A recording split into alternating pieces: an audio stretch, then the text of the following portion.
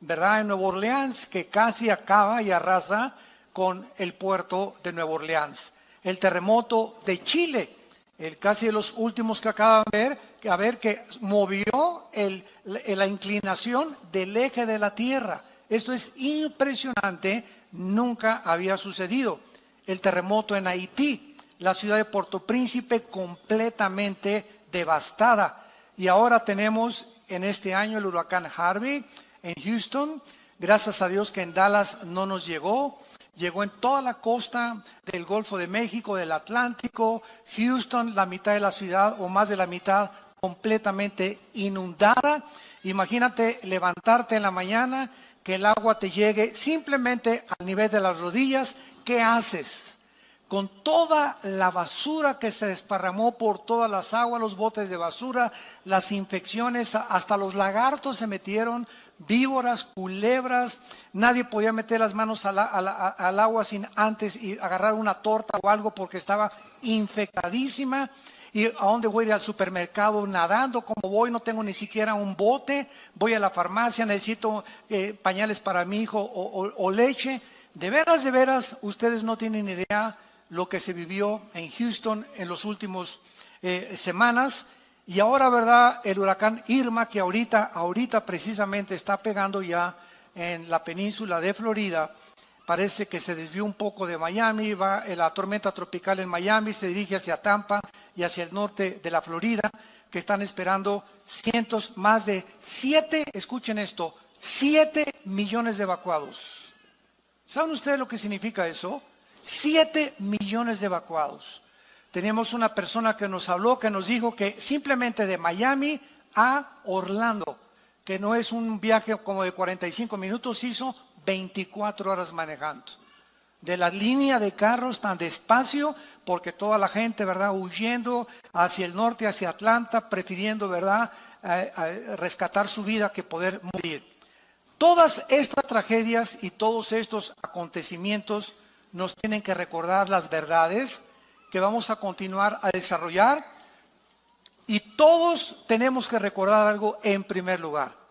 La Biblia dice en Hebreos 9:27 que todos estamos sentenciados a muerte, porque es necesario que todos nosotros muramos, así está escrito, inmediatamente después de que tú mueras y de que yo muera, viene el juicio. No hay transmigración de las almas, no hay reencarnación, no hay purgatorio, no hay un lugar intermedio. En el momento que tú mueras, en la forma que tú mueras, cuando tú mueras y donde tú mueras, inmediatamente te enfrentas con Dios, como juez o como tu Salvador. Este mundo, ¿verdad?, es completamente temporal y frágil. Ahora bien, si tenemos en cuenta que todos tenemos que morir, fíjense cómo cambia la perspectiva cuando venimos a la Biblia que cuando estamos lejos de Dios. Si tenemos en cuenta que todos tenemos que morir, cuando mueren 50 personas juntas en un avionazo, cuando mueren 15,000 personas juntas en un terremoto, o cuando mueren 200,000 personas como en Indonesia juntas por la inundación, se le llama tragedia. No se le llama tragedia cuando morimos individualmente. Todas esas personas en Indonesia, en las Torres Gemelas, las que murieron en Houston, las que van a morir por los huracanes, todos teníamos que morir de alguna forma. Pero en el momento que es algo que nos rodea, le llamamos una tragedia. Porque todos quisiéramos morir en una cama, con una enfermera guapa, con aire acondicionado, con un plasma de televisión ahí en tu cama, y que dijeras, adiós mundo cruel, ya nunca te veré. Sin embargo, no es así. Entonces tenemos que recordar que la forma como tú y yo vamos a morir no depende de nosotros. Ya sea un avionazo en la panza de un tiburón, un ladrillazo de un terremoto que te cae en la cabeza, un accidente de tránsito, una bala perdida, un asesinato, cáncer, enfermedades, todos tenemos algún día que morir. Así que no nos espantemos cuando las personas mueren. No nos tome por sorpresa, porque no puedes tú evitar que ninguna persona viva eternamente. Esta realidad es inevitable porque muchas personas acusan a Dios por la forma como muchos seres humanos mueren. Ahí no tenían por qué morir en ese avionazo. No tenían por qué morir el 45% de los niños en Indonesia que murieron con el tsunami. ¿Sabes una cosa? Cuando yo me puse a investigar acerca de las costumbres en Indonesia, y de esos 45% de niños que murieron menores de 12 años de edad, la muerte, escúchame, la muerte de esos niños fue un acto de misericordia de Dios. Si esos niños hubieran quedado vivos, hubieran sido educados en la brujería, en la prostitución, en el tráfico humano y en todas las desgracias que en esa zona del Asia se siguen practicando. Así que Dios en su misericordia se llevó a todos esos niños porque la Biblia enseña que de ellos es el reino de Dios. No, pero hay muchas personas que quieren que esos niños lleguen y sigan sufriendo y llegan a los 30 años y que sufran y que se casen y que se divorcien y que lleguen a los 50 años y que experimenten con el cáncer. ¿Cuántos de nosotros no quisiéramos eso? Ahora, ¿qué cosa es mejor? ¿Morir joven o vivir muchos años? Si es con Cristo, dice Filipenses 1:21 el apóstol Pablo, el morir es ganancia. Y si el vivir, si quedarme en la vida es Cristo, es mucho mejor. Pero así somos nosotros, ¿verdad? Como hay personas que me han hablado, oiga mi hermano, hoy por mi abuelita allá en la Cruz Roja, estamos todos deshechos. ¿Qué edad tiene tu abuelita? 95 años. Pues déjenla que se pinte ya. Hermanos, por favor, oren. Oye, espérame tantito, la pobre señora ya se tenía que ir. Es más, se tardó. Bueno, dichosos los que llegan con salud de esa edad, ¿verdad? Pero queremos que se quede. ¿Para qué quieres que se quede tu abuelita aquí, verdad? Si ella es cristiana, gloria a Dios, va a ser libre. El cuerpo es una prisión. No vengan a orar por ella, pero ¿para qué vamos a orar por ella? ¿Para que se quede 5 años, hasta los 10, 100 años de edad? Que ya no puede ni caminar la pobrecita, que ya no puede ni ver la pobrecita. ¿Para eso quieres que se quede tu abuelita? Simplemente porque la quieres tener como tú. La muerte para el cristiano es ganancia. Escapamos, dice la Biblia, bienaventurados los que mueren en el Señor, porque han descansado de sus obras. Entonces, vamos a ver claramente por qué ocurren estas tragedias. Número 1, veamos la perspectiva de Dios.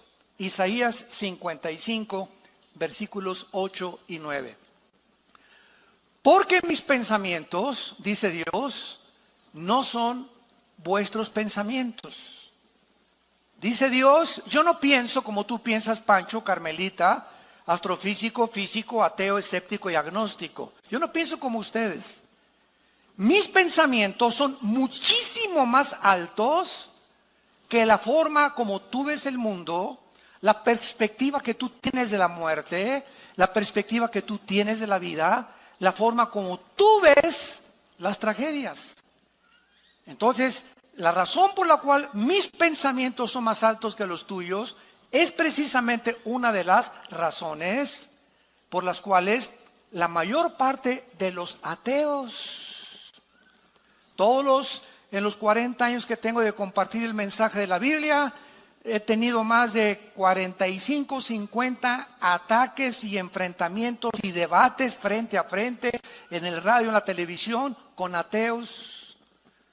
Y durante el siglo XX, me acuerdo, en los 90s, 80s, que fue la cúspide del siglo XX del ateísmo, el 90% de los ateos que hemos debatido durante toda nuestra vida, el 90% de los ateos son personas amargadas contra Dios. Que algo les pasó en su vida, que se enojaron contra Dios, porque no pudieron encontrar una respuesta, y como Dios no les contestó porque no sanó a mi hermano, y cuando yo era joven dice que era cristiano, iba a la iglesia y le oré por mi mamacita y mi mamacita se murió, pues ahora ya no creo en Dios. Qué terrible que el hecho de no entender a una deidad y la forma como Él opera en el mundo llegue a los seres humanos a la conclusión de decir, pues es que yo puedo ser más sabio que tú, Dios, y yo si fuera tú, yo no haría lo que estás haciendo, ni permitiría las cosas que estás haciendo, pero papá, tú no eres Dios, ni yo soy Dios tampoco. Entonces, siguiendo una lógica elemental y asumiendo que Dios es un Dios todopoderoso y que si existe forzosamente, imagínate nada más, somos chapulines comparados con Él. Como si un niño le preguntara a Alberto Einstein: oye Alberto, explícame la fórmula de la teoría de la relatividad, E igual a mc al cuadrado. La energía igual a la masa por la velocidad de la luz al cuadrado. ¿Qué le diría Alberto Einstein al niño? Chamaco con cabeza de ostión. Tienes 3 años, 4 años, aunque te la explique no lo vas a entender, porque tienes que pasar aritmética, cuadrados, resta, multiplicación, logaritmos, cálculo integral, álgebra, matemáticas cuánticas. Y entonces cuando evolucione tu mente, no es de que tengas una mente, la mía, la diferencia entre mi mente y tu mente, chamaquito, es que yo estoy más desarrollado que tú. Necesitas más años para comprender. Pues así son las cosas espirituales también. Con la mente de chapulín que tenemos, queremos entender a una deidad superior a nosotros y pedirle cuentas. Y la Biblia le llama soberbia. Soberbia intelectual. Cuando miramos la vida desde la perspectiva de la eternidad, lo que a nosotros nos puede parecer, síganme con mucho cuidado, lo que a nosotros nos puede parecer como tragedias, muchas cosas realmente a los ojos de Dios no lo son. Veamos un ejemplo, el más grande de toda la historia humana, la muerte de Jesucristo. Cristo, cuando estaba colgado y con sus manos abiertas en la cruz, ahí abajo de la cruz había 2 grupos de personas principalmente. Un grupo se llamaban los religiosos. Otro grupo, los griegos, los intelectuales de esa época. Ante los ojos de los religiosos, el hecho que ese hombre colgara en la cruz era una maldición. Porque en el libro de la Torá, en el libro de Deuteronomio, en el Antiguo Testamento, está escrito, maldito el que muere colgado en un madero. Entonces los fariseos chocaron y vieron que eso decía la ley y la experiencia decía otra cosa. No, es que a los ojos de la ley tú eres maldito, tú no puedes ser nuestro Mesías. Era una locura para ellos ni siquiera considerar que la muerte de Cristo era para la salvación de los seres humanos. Y los griegos, por el otro lado, al ver a Cristo colgado en la cruz, de acuerdo a la filosofía griega, que dominó 150 años en el siglo de oro antes de Jesucristo, los dioses de Neptuno y los dioses de Zeus y los dioses, los titanes de los griegos, era imposible que en toda la mitología griega pudiera existir ninguna historia en la que un padre o un dios tratara de matar a su hijo o no rescatara a su hijo cuando estuviera sufriendo de manos de los humanos. Entonces Dios, en su infinita sabiduría, nos dice en la primera carta a los Corintios, y este pasaje fue uno de los pasajes que me ayudaron a mí a convertir mi alma a Cristo antes de que yo mismo era ateo, fui ateo antes de ser cristiano. Y a mí me confundían todas estas cosas, lo mismo que a muchas personas que nos escuchan. Dice en 1 Corintios capítulo 1, versículo 21 en adelante: porque ya que en la sabiduría de Dios, el mundo no conoció a Dios mediante la sabiduría, agradó a Dios salvar a los creyentes por la locura de la predicación. Porque los judíos piden señales, piden milagros, y los griegos buscan sabiduría. Pero nosotros predicamos a Cristo crucificado, para los judíos ciertamente tropezadero y para los gentiles locura, mas para los llamados, judíos como griegos, Cristo poder de Dios y sabiduría de Dios. Porque lo insensato de Dios es más sabio que los hombres y lo débil de Dios es más fuerte que los hombres.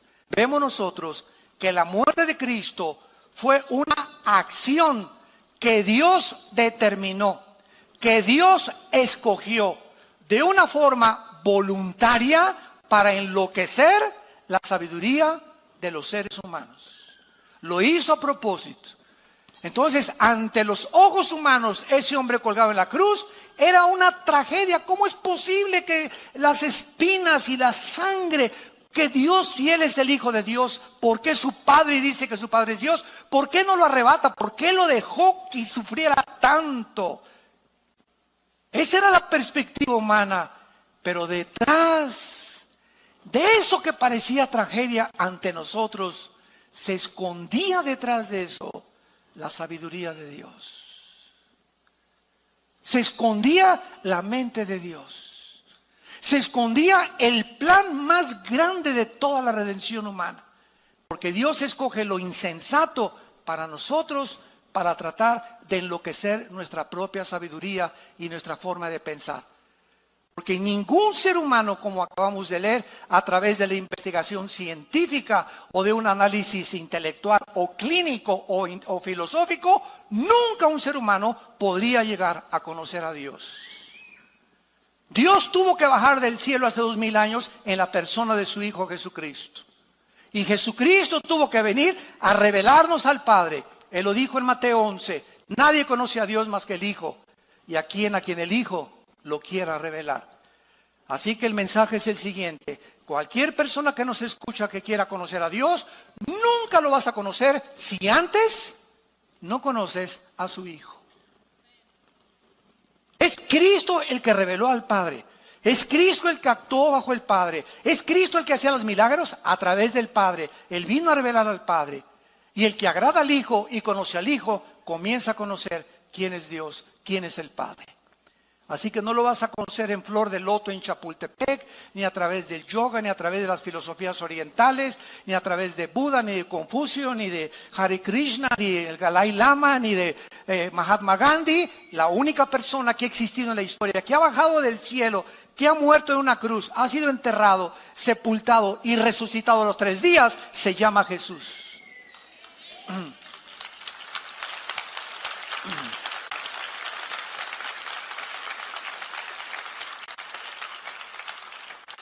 Ahora bien, las catástrofes tienen que ocurrir antes que venga Cristo. La Biblia profetizó, habrá pestes, hambres, terremotos, sediciones en diferentes lugares. Dice en Lucas 21, las gentes desfalleciendo por el temor, por el bramido de las olas. Así fue escrito hace 2000 años. Y en respuesta a muchas preguntas que han surgido en relación a los huracanes, ustedes no se imaginan cómo hemos sido bombardeados. En las últimas 2 semanas con llamadas a la casa de ustedes, me han despertado a la 1 de la mañana. Ay, mi abuelita tiene miedo que el huracán la agarre. ¿Y qué quiere que haga, señora? ¿Verdad? Ay, pues que ore por ella. Imagínense nada más. Que ore por ella a cientos de kilómetros de distancia. Y mi tío que es ateo dice que ahora sí que por favor le explique a usted cómo es posible que Dios existe y permitiendo tantas devastaciones y tantas cosas. Unos son ataques, otros oraciones, otros inconsistencias, etcétera, etcétera. Pero es increíble cómo se encuentra ahorita la humanidad confundida, preguntando, gritando, ¿qué está pasando con el mundo? ¿Qué es lo que va a suceder? Viene la Tercera Guerra Mundial, el gordito loco de Corea del Norte a punto ya de mandar bombas a Guam, a Corea del Sur, a Israel, a Estados Unidos, etcétera, etcétera. Estamos en un punto de la historia tan conflictivo, tan confundido, que es la hora de la iglesia. Este es el momento en el que más podemos nosotros darle al mundo la luz que están buscando. Filósofos, sistemas de gobierno, ideologías, comunismo, democracia, monarquías, ateísmo, agnosticismo, de todo tipo de filosofías de gobierno, de pensamiento, religiones, de economías, gobernantes, todos viven confundidos en este momento. Ya no saben qué sistema es mejor de gobierno, qué ideología es la mejor, cuál es la mejor religión, cuál es el mejor Dios. Ahora ya viene la corriente famosa que la Biblia profetizó, donde se va a levantar un líder religioso en el mundo que se llama el ecumenismo, tratando de unir. Vamos a unirnos, vengan para acá los budistas, vengan para acá los del Islam. Todos estamos adorando a un Dios con diferentes nombres. Un momentito, por favor, Jesús, María y José y el burrito que los acompaña. ¿Cómo que son diferentes nombres con el mismo Dios? De ninguna manera. A eso vino Jesús al mundo como un hombre radical a decirnos, nadie va al Padre si no es por mí. Ese radicalismo de Jesús, yo soy el camino, no hay ningún otro camino. Yo soy la verdad, no hay ninguna otra verdad. Y yo soy la vida. Eso es lo que hace que el mundo le acuse y nos acuse a nosotros de intolerantes. Siempre que he tenido yo debates con rabinos, con budistas, con musulmanes, es que usted es intolerante. Usted nada más Jesús, así es porque Él lo dijo, yo soy la resurrección y la vida. Yo soy el pastor y doy mi vida por las ovejas. Ni tu Buda, ni Mahoma, ni Mahatma Gandhi, ni el Dalai Lama, ni Hare Krishna, ni nadie ha dado su vida y ha dicho, voy a morir a los 3 días y voy a resucitar. Entonces nos enfrentamos en un tiempo en el mundo en el que tenemos ya para poder tener respuestas. Todos tenemos que morir, ya lo vimos, y la pregunta no es si vas a morir, porque ese es un hecho, esa es una verdad. La pregunta es, ¿estás tú preparado para el día que Dios te llame a encontrarte con Él como juez o como salvador? Yo te pregunto en esta mañana y a los que nos escuchan, no importa que sea tsunami, que sea un accidente de tránsito, todos tenemos que morir. La pregunta es, ¿estás preparado para morir? ¿Estás listo para ese momento en el que sale el alma y el espíritu del cuerpo? Nuestro cuerpo queda aplastado bajo un terremoto, en la panza de un tiburón, muerto, te entierran, te creman. No importa lo que hagan a nuestro cuerpo. Este cuerpo corruptible que está sujeto a un deterioro celular por la misma ley de la segunda ley de la termodinámica, la ley de la entropía, que todo tiene que oxidarse y desgastarse, nuestro cuerpo se lo van a comer los gusanos. Polvo somos y al polvo regresamos. Pero ¿qué de tu espíritu? ¿Qué de tu alma? ¿Qué de esa parte invisible, espiritual, que la Biblia nos muestra que somos internamente? ¿Y qué es lo que tiene valor verdaderamente? ¿Qué vas a hacer del día de tu muerte? ¿Tú crees que Dios te dé la oportunidad de arrepentirte como te le está dando ahorita? Número 2. Las tragedias nos enseñan también a valorizar la vida. ¿Saben ustedes qué palabras expresaron las personas que fueron evacuadas ahora? Mi esposa y yo lo veíamos continuamente en la televisión, en el huracán Harvey en Houston, Texas. Nadie estaba lamentando, mi televisión se quedó allá, mis palos de golf, mi caja con mis joyas. Todos los que iban en los botes y cuando venían los helicópteros a rescatarlos, lo único que ellos estaban realmente lamentando eran si había familiares que se hubieran ahogado. Pero en cuanto veían a un hijo, o ahí está mi papá, o ahí está mi mamá, no les importaba nada de lo que había sido destruido, ni cómo van a enfrentar el futuro. Mamita, me importa que tú estés vivo, hijos, estamos vivos, somos una familia, vamos a seguir adelante. Ellos comenzaron a valorizar que verdaderamente lo único que tiene valor es la familia. Las caras de alegría, ahí está mi mamá y salvaron a mi hijo.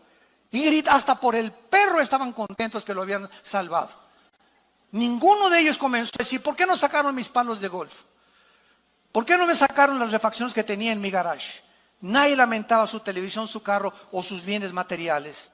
Se lamentaban por la gente perdida, ahogada, y se alegraban por sus familiares salvados.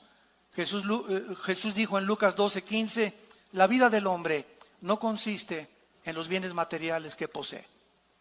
No importa lo rico que hayas alcanzado en esta vida, ni los millones que hayas logrado. ¿Sabes una cosa? Todo eso se va a deshacer como la polilla. Y quiero decirte algo. Dios ha ido advirtiendo lo siguiente. Dios no está en contra de los ricos. 1 Timoteo capítulo 6:17. No les dice que vendan todo. Les dice que no es el dinero el pecado, sino el amor a lo que tienen. Que no guarden de más. Entonces, recordamos 2008. La bolsa de valores trae 777 puntos. 62 billonarios, no millonarios, billonarios se suicidaron. Oiga, pero si tenían, no millones, billones, pero no los tenían debajo de la almohada ni el colchón. Todo ese dinero que tú crees que los ven los millonarios, lo tienen invertido. O bienes raíces, propiedades o en acciones. Y se desploman las acciones y se quedan completamente en la ruina. Y como todo su corazón y toda su motivación era el dinero, mientras tuvieran ese dinero, dormían a gusto, desaparece donde tenían puesto su corazón en una fábrica de ídolos. Y cuando el ídolo se derrumba, ellos ya no quieren seguir viviendo. Qué tristeza. Dios deshace como polilla, dicen los salmos, lo más apreciado del hombre. Todas esas personas en Houston, ¿cuándo se imaginaron que de la noche a la mañana, se iban a quedar con los chones con que salieron de su casa? Y no fue eso todo el susto. Escuchen esto. Descubrieron días después que las compañías de seguros no aseguran casas por inundación para acabarla de amolar. La compañía de seguros no hay pólizas, y si tú la quieres comprar te cuesta muchísimo más. Está garantizado contra incendios, un árbol que le caga el techo, una explosión de gas dentro de la casa, pero no por inundación. Así que miles de personas ahora en Houston y en Miami se van a quedar sin casa y van a comenzar de ceros su propia vida. Perdieron sus pasaportes, perdieron sus identificaciones, su seguro social, perdieron todo absolutamente de la noche a la mañana. ¿Estás tú preparado para alguna tragedia de estas? Enfrentarla con la paz que sobrepasa todo entendimiento y decirle: el Señor Dios dio, el Señor Dios quitó, sea bendito el nombre de Jehová. Como lo hizo un hombre en la Biblia llamado Job, cuando de la noche a la mañana perdió sus propiedades, su ganado, sus hijos, y para acabarle de amolar, le dejó la esposa. Y lo digo de amolar, ¿verdad? No porque sea malo estar casado, simplemente porque la esposa comenzó a maldecir a Dios. Y comenzó a maldecirlo a Job también. O sea, le dejó la última espina todavía a Job. Pero lo más lindo, ¿verdad?, es que vemos que al final del libro tienen el doble de hijos, le deja la misma esposa, le trajo a Miss Universo y fue un hombre felizmente murió felizmente. Entonces, las tragedias nos enseñan a valorizar la vida. Además, las tragedias unen a toda clase de personas. Los salvavidas, cuando vino ahora el huracán en Houston, no le decían a los que estaban flotando, ahogando: ¿eres del PRI o del PAN? ¿Eres blanco o eres negro? ¿Tienes feria o no tienes feria? ¿Tienes plata o no tienes plata? ¿Verdad? Ni a de esas cosas. El rescate no era para los ricos, ni para los pobres, ni para los blancos, ni para el partido. Ahí nos damos cuentas de qué forma en las tragedias no hay color de piel, no hay partidos políticos, no hay ideologías, no hay nada. Todos somos seres humanos, creados a la imagen y la semejanza de Dios.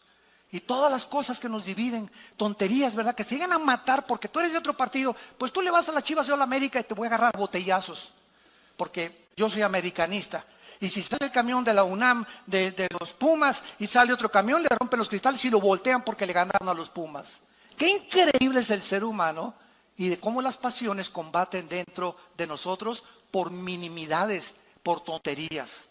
Y finalmente encontramos también, ¿verdad?, que el mundo no va a funcionar nunca sin Dios. Un desastre como este huracán nos recuerda que este mundo no funciona, pero el próximo sí lo hará.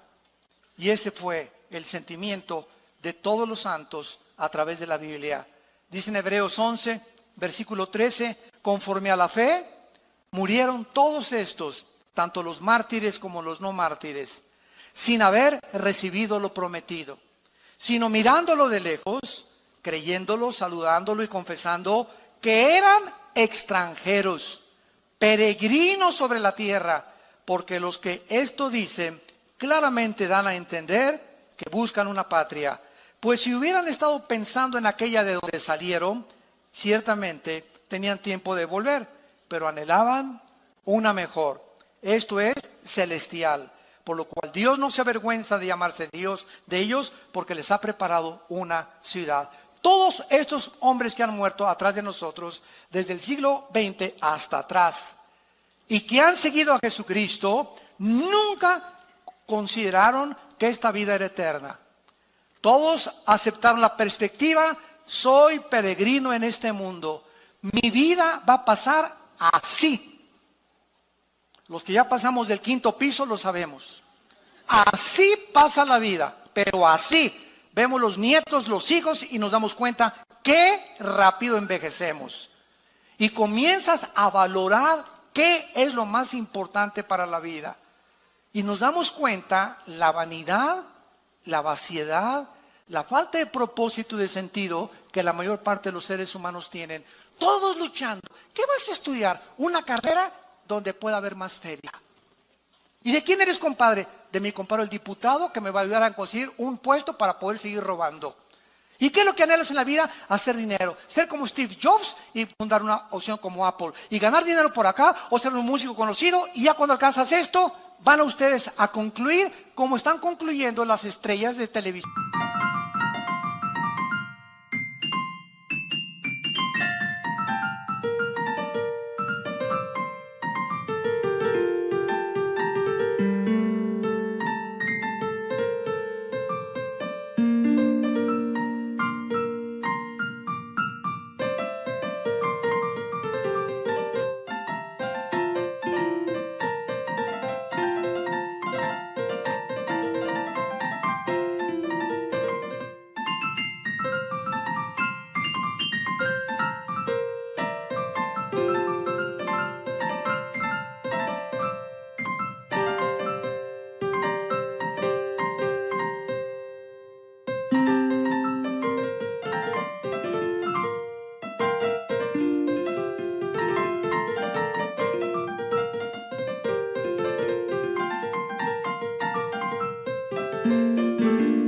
Y de cine del siglo XXI, y lo digo porque es público. Entrevistaron hace poco a Madonna y le preguntaron que qué pensaba ella que pasaba ya de los 50 años de edad, y contestó: sufro de pensar que en el momento que ya no tenga público, ¿qué voy a hacer?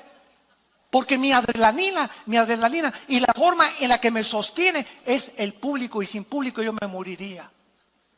¿Qué hace un gobernante cuando fue presidente de la República y sale? ¿Ahora qué sigue? ¿Qué sigue? ¿Cuál es el monte a escalar? ¿Cuál es el monte a escalar cuando Elvis Presley descubrió, verdad, de que la vida era fatua, con millones de seguidores, con mujeres, y comienza a drogarse? Michael Jackson y todos los artistas, deportistas, boxeadores, políticos, que llegan a los 40, 45, 50, alcanzaste lo que querías, ¿y después qué?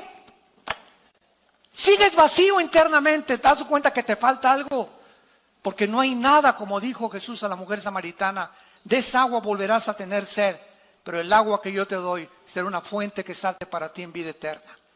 El hombre es vano en su forma de vivir. Siempre el dinero y el show y por aquí y el fashion y esto y el otro. Y siempre estamos pensando en nuestras cabezas tan llenas, y de repente, sin que te des cuenta, ¡pum!, llega la muerte.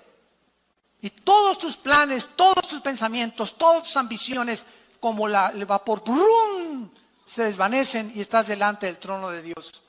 ¿Qué hiciste con tu vida, hijo? Carlitos, Pancho, Carmelita, Lupita, ¿qué hiciste con tu vida? Pues nada.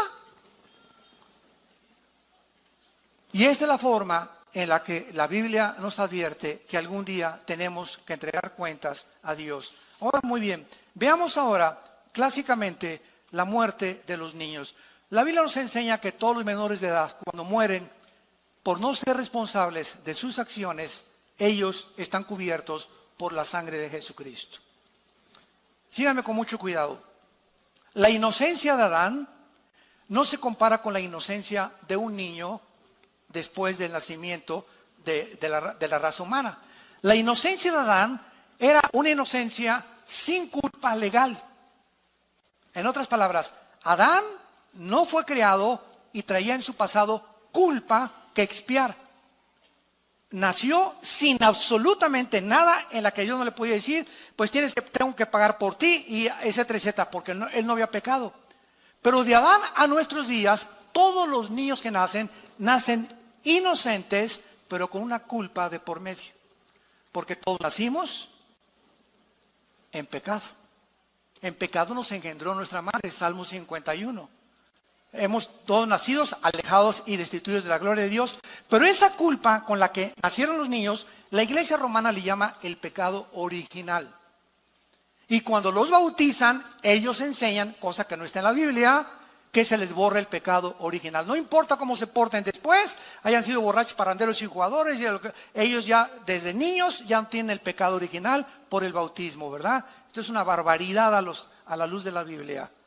Entonces, ese pecado original, que es el con el cual nacimos, al adquirir conciencia, los niños, 7, 8 años de edad, comienzan a adquirir responsabilidad de los padres para que les den el plan de la salvación y a esa edad rescatarlos de esa culpa para que no crezcan en su adolescencia con ella, que crezcan con Cristo a los 7, 8, 9 años de edad, tal vez ya hasta muchos antes, y poder comenzar a encaminarlos en caminos que conducen a la justicia, la santidad y la verdad de Dios. Qué grande responsabilidad ser padre de familia, qué enorme responsabilidad. Ahora, la muerte para el cristiano, ¿verdad?, es muy diferente. No importa cómo muramos, no importa las tragedias que atravesemos, la Biblia nos llena de esperanza. Por ejemplo, el Salmo 116, apúntalo, porque te puede servir para las personas que mueren y leérselo. Dice el Salmo 116, versículo 15, estimada es a los ojos de Jehová la muerte de sus santos. Cuando un cristiano muere, Dios y los ángeles dicen, alabío, alabao, alabim bomba, ya viene, ra, ra, ra. Y aquí, ay, ¿para qué te lo llevaste? Porque el instinto de sobrevivencia nos hace actuar de esa manera. Nosotros queremos que todos, ¿verdad?, nuestros seres queridos se queden hasta los 80, hasta los 100, hasta que con nosotros. Porque esa es la tendencia del ser humano. Porque no sabemos qué hay después de la muerte. Pero Jesús vino a quitarnos la cortina, a descorrer el velo y mostrar.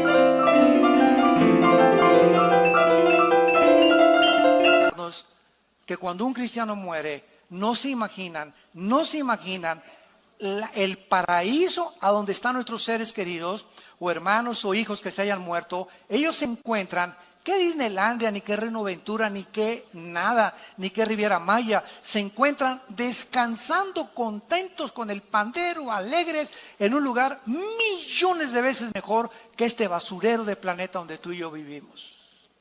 Pero queremos que regresen y se queden con aquí. Hay hermanos que también han dicho, hermano, ayúdame a resucitar al muertito. Es cristiano, sí, déjenlo, ¿para qué se va a dar un susto si regresa? Imagínense nada más, ¿no? Es que Cristo dijo que resucitar, espérame un tantito, lo hizo para demostrar su deidad. Pero ¿para qué quieres que resucite? ¿Para qué quieres que regrese de basurero? Está mucho mejor en el otro mundo que vive. Pero así somos los seres humanos. Dice la Biblia en Hebreos capítulo 14, versículo 32. Lo mismo acerca de la muerte para los cristianos. Proverbios 14:32. Por su maldad será lanzado el impío, mas el justo en su muerte tiene esperanza. No hay ninguna esperanza para el que muera y nos esté escuchando ahorita sin Cristo. Si tú mueres en este momento que escuchas este mensaje, hoy en la tarde, o tal vez dicen que vienen terremotos más grandes a México, te cae un ladrillo de la chimenea en tu cuarto y no amaneces mañana y no te volvemos a ver. Tú mueres sin Cristo, no lo digo yo, lo dice este libro que se llama la Biblia. Tú vas a ser condenado eternamente, lejos de la presencia de Dios. Y cuando estés en la otra vida, siempre recordarás que Dios te habló a tu corazón en esta mañana. Y yo estoy seguro que cuántos de ustedes, y hay cantidad de millones de personas que ahorita no están escuchando, que Dios les está hablando por última vez. Que ya no va a tratar Dios con tu vida. Te ha hablado muchas veces, pero por tu corazón endurecido amontonas ira para el día del juicio justo de Dios. Y vemos también en Isaías 57, este pasaje me encanta. Isaías 57, perece el justo y no hay quien piense en ello. Los piadosos mueren y no hay quien entienda que delante de ellos la aflicción ha sido quitada. Entrará en la paz, descansarán en sus lechos todos los que andan delante de Dios. Y así es la vida. Muere un artista y hasta Bellas Artes y rodean y mariachis y 10,000 personas y viva por aquí, por allá, y muere por allá San Francisco de Asís y las ratas lo acompañan al entierro. Así es la vida. Y muere un presidente, y muere un cantante, y muere este, y muere por aquí, por allá, y las televisiones y todo, y entrevistas, y cómo murió, y murió de un pasonzototote de drogas, murió de un pasontote de alcoholismo, murió porque mató a su esposa, y mató a su esposo, y se envenenaron, o lo que quieras, pero la gente los levanta, y lo que los hombres tienen por sublime, Dios lo tiene como abominación. Y así es la vida. No nos sorprendamos. Porque el mundo alaba y exalta a aquellos que no merecen, pero para ellos fueron buenos por lo que fueron buenos futbolistas, buenos cantantes, buenos artistas, buenos políticos. No digo que todos, pero así es la forma como la Biblia nos dice. Muere el justo y no hay ni siquiera que se acerque a su cementerio. Ahora vamos a ver nosotros qué es la diferencia cuando nosotros vivimos a la luz de la eternidad. ¿Qué diferencia tan grande? Cuando una persona ha aceptado a Jesucristo como su Señor y Salvador y las personas que le han rechazado, el cristiano es una persona que no tiene ninguna religión. ¿Sí me escucharon, verdad? Tú puedes ser evangélico, puedes ser bautista, puedes venir a Vida Nueva, puedes ser bautizado, remojado y colgado. Puede ser mormón, testigo de Jehová, adventista del séptimo día, católico. No me importa el título de la botella que tú le has puesto a tu vida. Unos católicos, otros protestantes, otros mormones, etcétera, etcétera. Cuando venga Cristo, nunca va a haber el título ni la religión a la que perteneces, sino qué está dentro de la botella. Así que no importa el título que, pues yo no soy católico, pues porque me bautizaron y crecí en un lugar católico. ¿Sabes una cosa? Tú puedes ser católico e irte al infierno. Tú puedes ser mormón e irte al infierno. Tú puedes ser evangélico e irte al infierno.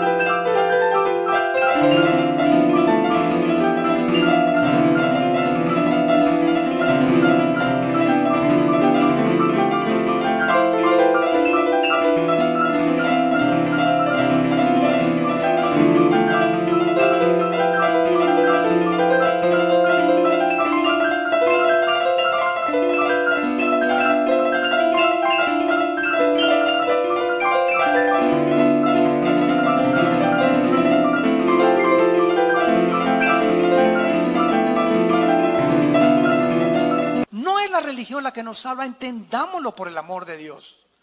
Dice 1 Juan capítulo 5, el que tiene al Hijo tiene la vida. El que no tiene al Hijo, aunque tengas la religión que tengas, la religión y la iglesia te va a salvar. El que salva es la persona de Jesús. Entonces tú necesitas a la persona de Cristo en tu vida como tu Salvador, y cuando tú lo invitas como tu Salvador, comienzas a tratar de relación no con dogmas, ni con ritos, ni con peregrinaciones. Comienzas a tener relación con un hombre que murió y resucitó, viva, orgánica y dinámica, que se llama Jesucristo. Y si tú que me escuchas me dices que tienes una religión y nunca en las mañanas te levantas a tener comunión con Dios en la Biblia, no en el Corán ni en el libro del Mormón, en la Biblia, no tampoco en los libros de Walter Mercado, ni los de los gurús, en la Biblia. Si tú no tienes un tiempo en la Biblia diario con Dios, donde tú oras y descubriste que platicas con Dios y Él ya se hizo real en tu vida, tu religión te va a condenar. Porque te vas a morir engañado, creyendo que porque tenías una religión te vas a salvar. Y no es así. Dice en 1 Juan 1, 12 y 13. Mas a todos los que le recibieron, Evangelio de Juan 1, 12 y 13, a los que creen en su nombre, les dio potestad de ser hechos hijos de Dios. Que dice la Biblia que no es cierto que todos somos hijos de Dios. Cuando tú oigas que alguien dice, o un líder cristiano, o un líder religioso, es que todos somos hijos de Dios y todas las religiones tienen el mismo Dios, es el mentiroso más grande que tú has oído, disfrazado de ángel de luz. Todos somos criaturas de Dios, pero la Biblia dice que los que reciban a Cristo, a esos, no a todos, a esos Dios les da el poder de llamarse hijos e hijas de Dios. Un día estuve en un convento con unas monjitas y yo amo las monjitas, ¿verdad? Y me encantan, y también con curas, platicamos con todo mundo, ¿verdad? Y siempre nos debe mover la compasión, la misericordia, porque nosotros antes de ser cristianos, pues navegábamos también en diferentes barcos y teníamos diferentes ideologías. La raíz es la ignorancia de la Biblia. Entonces cuando hablo yo con un religioso, ¿verdad? Como les dije una vez, estaba en un convento y me dice la Madre Superiora, oiga, doctor Alducin, quiero que ore por mí para recibir al Espíritu Santo. Y había como 7, 8 monjitas detrás de ellas, bien lindas, todas así con la carita, así parecían florecitas, todas así. Y le dije, oiga, ¿qué están haciendo aquí en primer lugar? ¿Cómo que qué estamos haciendo aquí? Le digo, ¿qué están haciendo aquí encerradas? En un convento. ¿Por qué no salen? Es que aquí estamos buscando a Dios. ¿Dónde sacaron eso? Les dije. ¿Tiene la Biblia? Bueno, la busco. ¿Tiene una Biblia? Preguntó la Madre Superiora. Y no encontraban la Biblia de las pobrecitas, ¿no? Bueno, yo llevaba la mía y se las abrí, ¿verdad? Y les dije, si quieren, tráigame la de ustedes, la Torres Amado, la Nácar Colunga, las versiones católicas. Todas dicen lo mismo. Y claramente lo dice, ¿verdad? Que Jesús dijo, id y predicad el Evangelio. Pero el diablo las ha engañado y las ha encerrado, porque encerradas, ¿a quién le van a predicar? Se voltearon a ver unos a otras. Ah, pues sí, ¿verdad? Para no hacerse el cuento largo, esa Madre Superiora ahorita es misionera en el Brasil, cristiana, hija de Dios. Dejó el convento y dejó todo. El Dios le abrió los ojos. Gracias a Dios.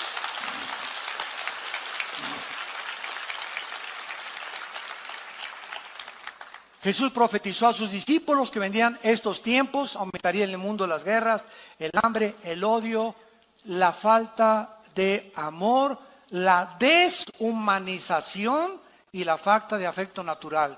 Y el síntoma, damas y caballeros, para terminar, más grande de descomposición social.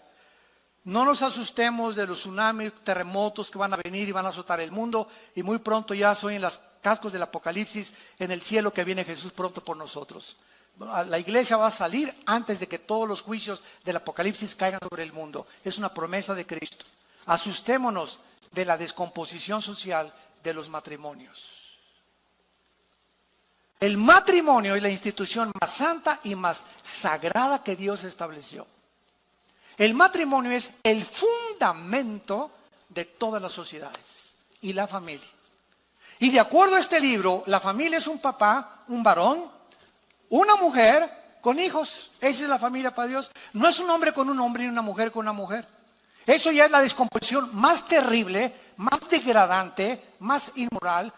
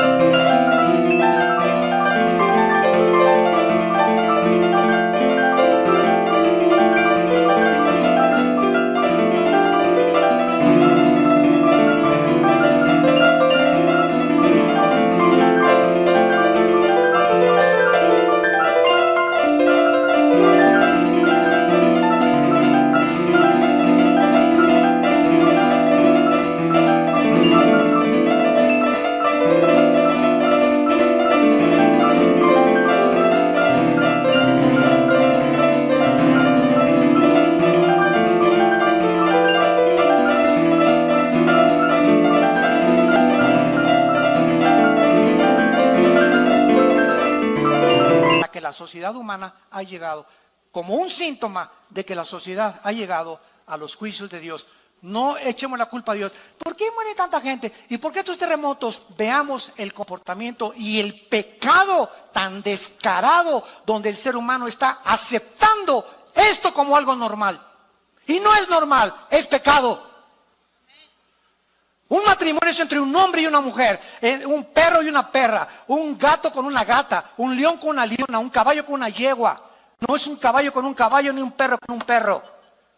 Dejemos la Biblia, la naturaleza misma nos enseña la multiplicación de las especies. Por eso hay el género femenino y el género masculino. Eso no fue una obra de la evolución, no es una coincidencia que yo haya nacido con órganos reproductores masculinos y mi esposa femeninos. ¿Para qué? Para unirnos los dos. Un niño necesita una mamá, un niño necesita un papá, no necesita dos mamás y dos papás.